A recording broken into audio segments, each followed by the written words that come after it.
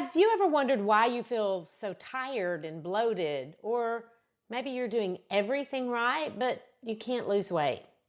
And have you ever thought that maybe, just maybe, your anxiety is connected to your gut health? Because it affects digestion, immune function, your nervous system, and your hormones. Let me count the trillion ways that gut health impacts your body. I'm Dr. Vicki Petz Casper. I practiced obstetrics and gynecology for 20 years until I landed on the other side of the sheets as a very sick patient. When my own body betrayed me, I took a handful of pills to manage my disease and another handful to counteract the side effects. My health was out of control. Through surgery, medications, and lots of prayers, I regained my strength only to face another diagnosis. My doctor challenged me to make radical changes through lifestyle medicine. Now I feel great and I want to help you make changes that make a difference. Healthy Looks Great on You podcast takes you to many medical schools so you can learn the power of lifestyle medicine. If you're ready to take control of your health, you're in the right place. Whether you're focused on prevention or you're trying to manage a condition, I'll give you practical steps to start your own journey toward better health, because healthy looks great on you. You've got bugs in your belly. A lot of them, in fact. Trillions of microbes call your gut home. Think of them like neighbors. Some of them help you bake bread, maybe watch your kids, loan you a cup of feel-good serotonin. Others blast heavy metal at 3 a.m. and set your garage on fire, causing inflammation throughout your body. Who you let live there and what you feed them matters. Do you know what slogan was first mentioned in Germany in the 1800s, made its way into the nutrition narrative in the 1930s, was embraced by the hippie culture of the 1960s, and was the subject of a 2024 documentary on Netflix? I'll give you a hint. It involved 22 pairs of identical twins. And only 3 in 1,000 births are identical twins, but my dad was one. He and his brother looked just alike. But in a lot of ways, they could not have been more different. But here's the deal. Genetically, twins have the exact same genetic code. So they're an interesting way to try to determine how external factors influence outcomes. So here's what happened with the twin experiment called You Are What You Eat by Dr. Christopher Gardner. He's a PhD professor of medicine and nutrition science at Stanford Medicine, and he wrote a paper about his study which was titled Cardiometabolic Effects of Omnivorous versus Vegan Diets in Identical Twins, a randomized clinical trial. Now look, the study only lasted 8 weeks, and so in the grand scheme of things, that's not very long. But I dare you to try and make radical changes for a couple of months and see what happens to your health. But if you are serious about making some radical changes and you need a little help getting started or maintaining those changes, I've got some good news for you. Go to my website and check out my Kickstarter program to help you start losing belly fat or make whatever habit change you're trying to make and make it last. But what happened to the twins? Well, for each of the 22 pairs of twins, one was placed on a vegan, plant-based diet, and the other ate a healthy omnivore diet, which included animal products, meat, eggs, and dairy, but not fast food and bacon with every meal. Both groups got whole food-based meals that were similar in calories. Then they looked at lab values and body composition, and they followed up to see what long-term changes they made. And most of the twins studied made long-term changes towards less animal products and more plants, but they didn't become vegan or vegetarian. That's what eating plant-based is all about. They started calling it plant-based, then plant-predominant, and now it's plant-forward, and no wonder people are confused. We can't even land on a name for it. But as a reminder, vegetarians don't eat meat at all. Vegans don't eat any animal products, strictly speaking, not even honey. I can't even. But plant-based means that you get the majority of your energy and calories from plants. And it's whole food, not potato chips, and certainly not fruit protein bars. Don't even get me started. Please just read the label and we can talk about it. But whole food, plant-based diets are increasingly being shown to have tremendous health benefits. They're just super hard to stick with because we get so busy we eat out or we order takeout or we grab packaged food that's high in calories and low in nutrients. That's why I created the Pantry Guide for you that includes things that you can stock in your pantry so that you're always ready to throw together a quick meal that nourishes rather than just filling your belly. Go to healthylooksgreatonyou.com/pantry guide and get yours today. It's free. In 8 weeks, the group eating a vegan plant-based diet lowered their bad cholesterol by 10 to 15%, their insulin levels by 25%, and their body weight by 3%. And that's pretty impressive for a couple of months. Just do the math. Not only did they draw blood to look at metabolic markers, they also collected stool samples and looked at their poop to assess the gut microbiome. Because what goes in at the top can be evaluated by what comes out at the bottom. But what really matters is the work that goes on in between. And based on what they found, you might not say you are what you eat, but rather you are what your gut microbes do with what you eat. Spoiler alert, your gut microbiome affects visceral fat, inflammation, and metabolism. And this adds a lot of weight to your food choices. See what I did there? But this isn't about your waistline. This is about the connection between overall health and gut health. So let's go to mini medical school for a little microbiology, and I'd like to introduce you to some of the critters residing in your gut. We won't have time to meet them all. It is so crowded inside your intestines, it would violate building code. Whenever you're being taken on a tour, you'll always be shown the best stuff first. So let's meet the good guys. They're the ones organizing the neighborhood watch.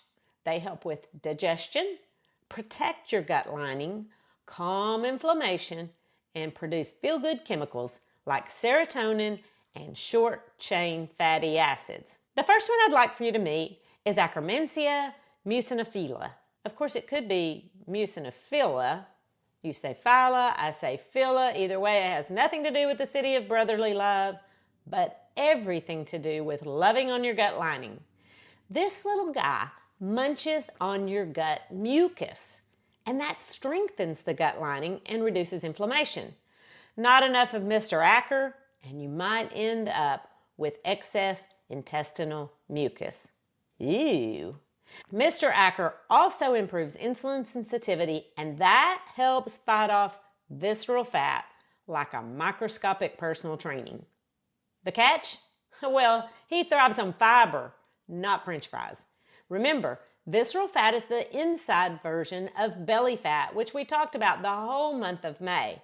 So if you need a refresher, go back and listen to those episodes. Moving on, I'd like for you to meet a bacteria with a fancy name and a big job.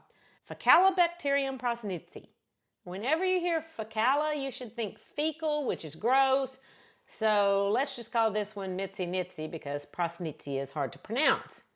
A healthy gut is stocked up on short-chain fatty acids, and Mitzi Nitzi poops out butyrate, which is an anti-inflammatory short-chain fatty acid that calms inflammation and strengthens the gut barrier.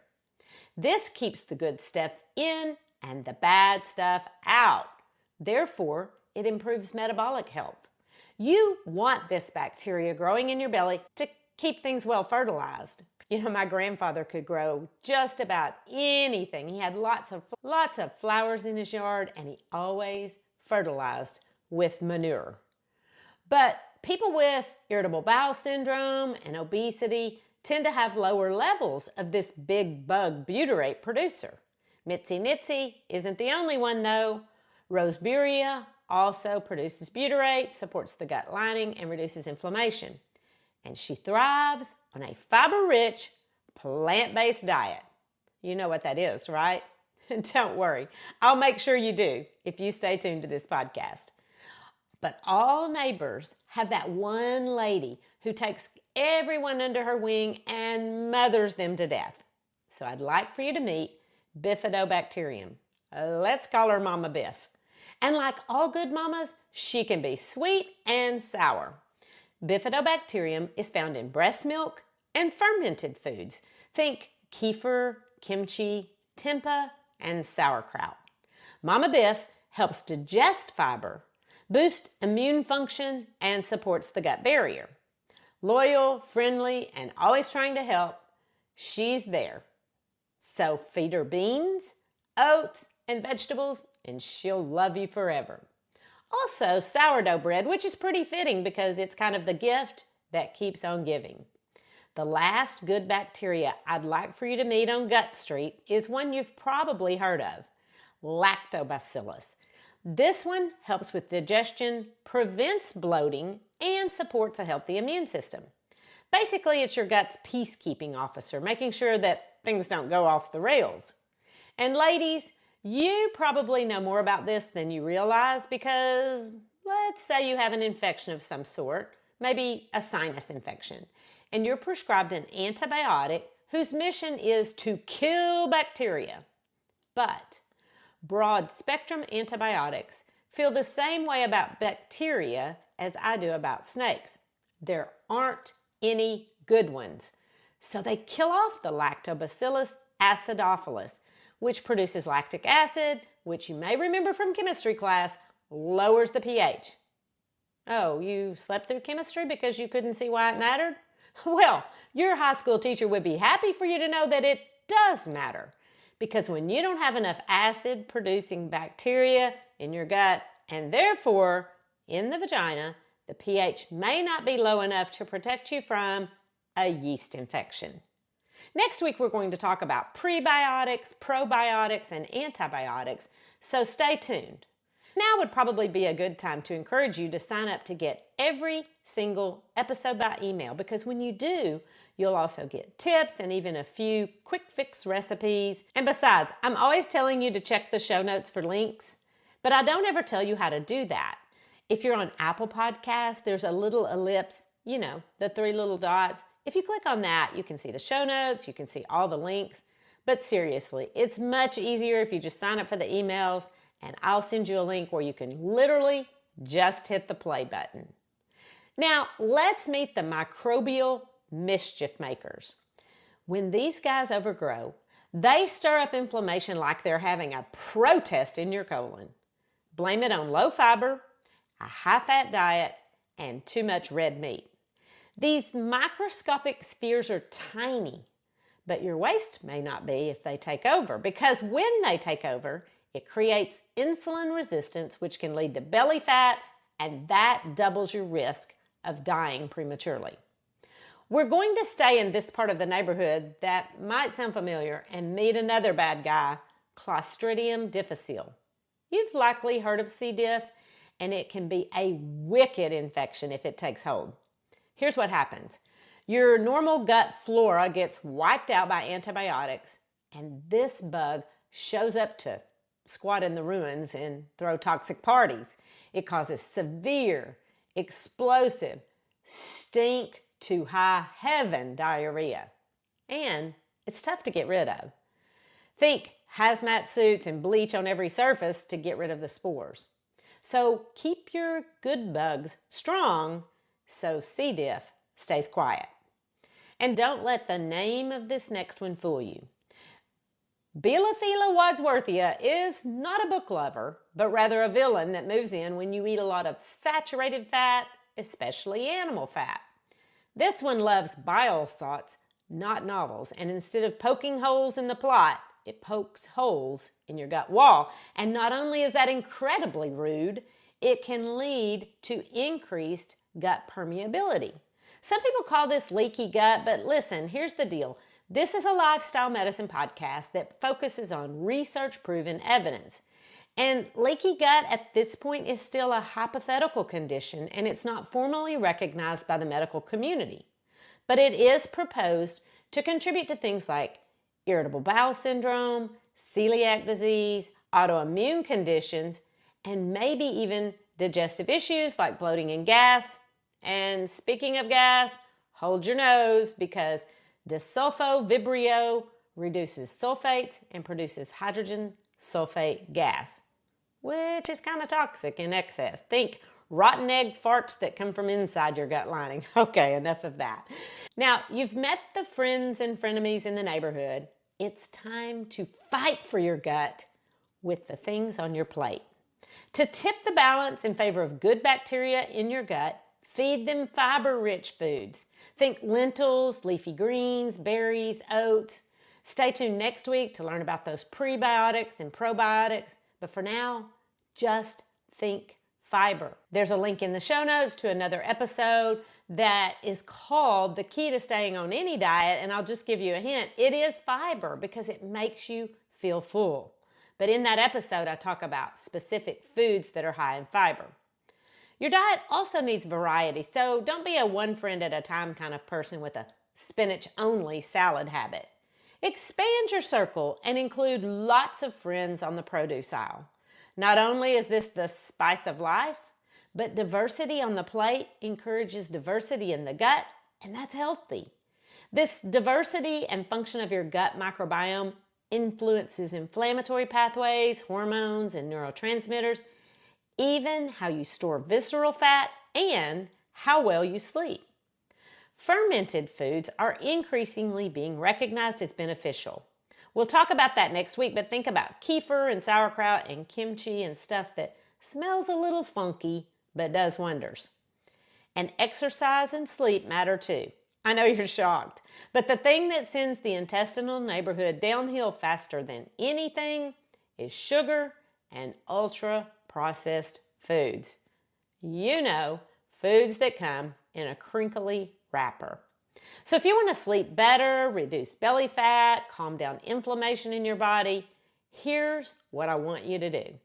Look for ways to add fiber to your diet. And adding something to your diet is so much easier than trying to take away something from your diet.